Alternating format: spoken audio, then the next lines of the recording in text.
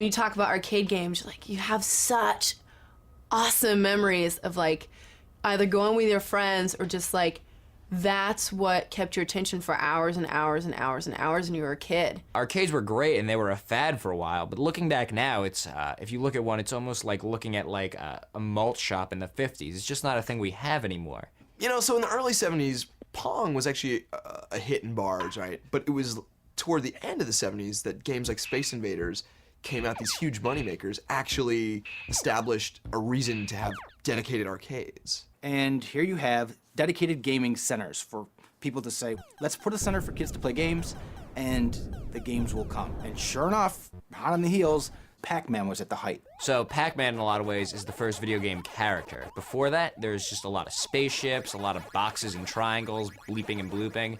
But Pac-Man's kind of like a person. And you know, you can put him in a Saturday morning cartoon, you can put him on the cover of Time, you can put him on kids' lunchboxes. He has a wife. That time period between, you know, say 1978 and maybe 82, 83 was sort of the golden age of arcades. Every year you had new games that were pushing the technology, making a heck of a lot more money. You got Donkey Kong, you got your pole position, you got your Frogger. You know, you had the Star Wars arcade game, which was huge. Centipede. They all used different control mechanisms. Some were joysticks, some were paddles, others used a trackball. Video games eventually became so mainstream that there's a movie based on video games, Tron. And then in turn, of course, there's a video game, Tron, based on the movie. So by the early 80s, you've got about 1.5 million arcade machines in the country. Together, people are playing about 2 million hours a year on these machines. That's a lot of time for people to spend going bump, bump, bump, bump, bump, bump, bump, like that. I mean, we all just pulled together. Someone had to stop the centipede invasion.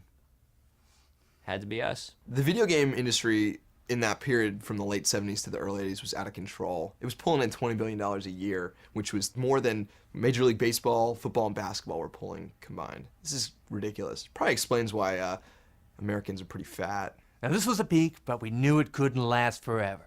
Every year, the video game industry was just growing, and it was growing in terms of the money it was bringing in terms of the number of people who were actually visiting arcades. People involved in the industry really didn't think there was anywhere for it to go but up, and it actually ended up peaking and not growing any further because the investment started to exceed how many people were actually going to play the games. When arcades started to fall, the first people to feel it were places that should never have had games in the first place. Places like grocery markets, you know, restaurants, senior citizen homes, synagogues.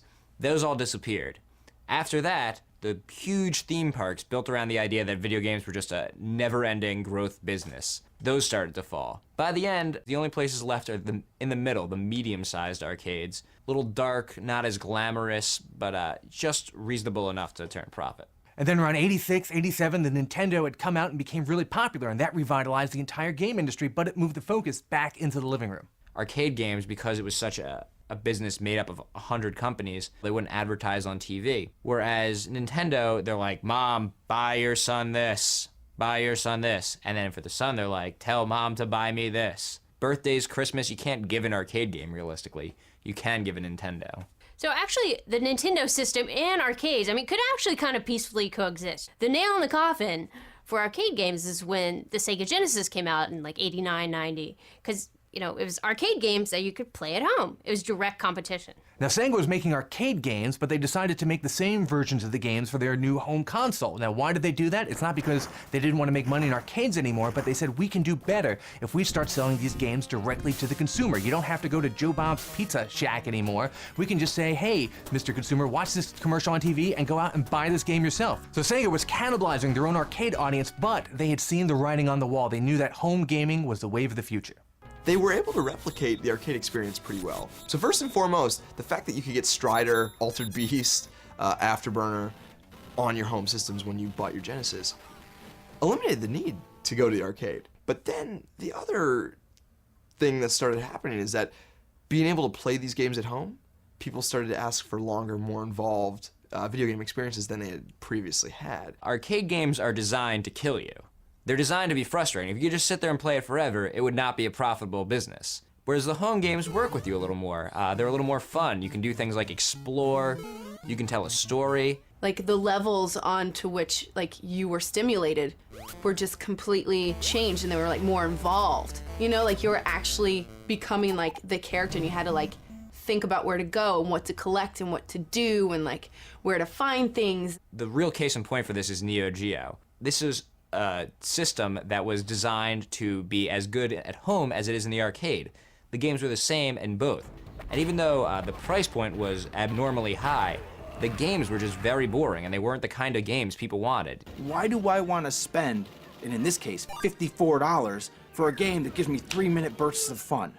Nobody wants that. They want something deeper. You know, gamers grew up and they wanted more variety, and you know, the home console offered that. They had horror games, you know, adventure games, role-playing games, sports games. I mean, how do you play a sports game in an arcade? It's like impossible. So when you go home, you have this just rich tapestry of genres you can play with, and that's why arcades died. They're a very narrow set of fleeting experiences, and you know, we just outgrew them. What was interesting is that when you're in the arcade, you're basically putting in quarters and you're trying to last as long as you can with a limited amount of money. And there's a real financial incentive. When you get Final Fight at home and you can just continue and play till you beat it, it totally sucks any fun. And you realize right away that those games suck. The dead cat bounce of arcades, right when they bounce, right before the final death cry, is Street Fighter II and Mortal Kombat. These games are going to test your skill against complete strangers, people you don't know. And you know, you get bragging rights, and people are always stepping up to the challenge, trying to challenge them. That's something that's very important in the development of video games and never really went away. It's just now we do it online. And there's elaborate ranking systems, so you know exactly how good the person you're playing is versus how good you are. So